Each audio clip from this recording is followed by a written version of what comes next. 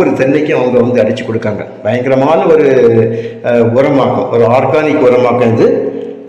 மற்றபடி புல்லெல்லாம் வந்து உங்களுக்கு அங்கேருந்து கட் பண்ணி கொண்டு வந்துடுறாங்க. இங்கே வந்து அதே போல் மிஷின்லேயே கட் பண்ணி கொடுக்குறாங்க. மற்றபடி உங்களுக்கு டிராக்டரு, உழக்கூடிய கருவிகள், விவசாய உபகரணங்கள் சொல்லிட்டு நிறைய இருக்குங்க.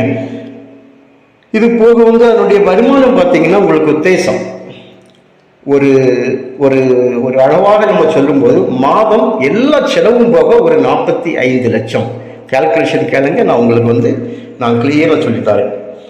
அதாவது ஒரு ஒரு தென்னைக்கு நல்ல காய்ப்பு இருக்குது. நல்ல ஆர்கானிக் முறையில் பார்த்துருக்கீங்க. உள்ளுக்கு அழகான செம்மண் நல்லா வெட்டி வச்சு உள்ளுக்கு சொட்டு நீர் பாசனம் போட்டிருக்காங்க. நல்ல முறையில் போட்டிருக்காங்க. நல்ல தண்ணி வளம் உள்ள இடங்கள். 7 போர் இருக்குது, 8 கிணறு இருக்குது. உள்ளுக்குள்ளெல்லாம் பார்த்தீங்கன்னா வந்து அங்கங்கே உங்களுக்கு வந்து வண்டிகள் போக்குறதுக்கு ஒரு 12 மரத்துக்கு, ஒவ்வொரு மரத்துக்கு இடையில வந்து வண்டி போகிறதுக்குன்னு ஒரு 20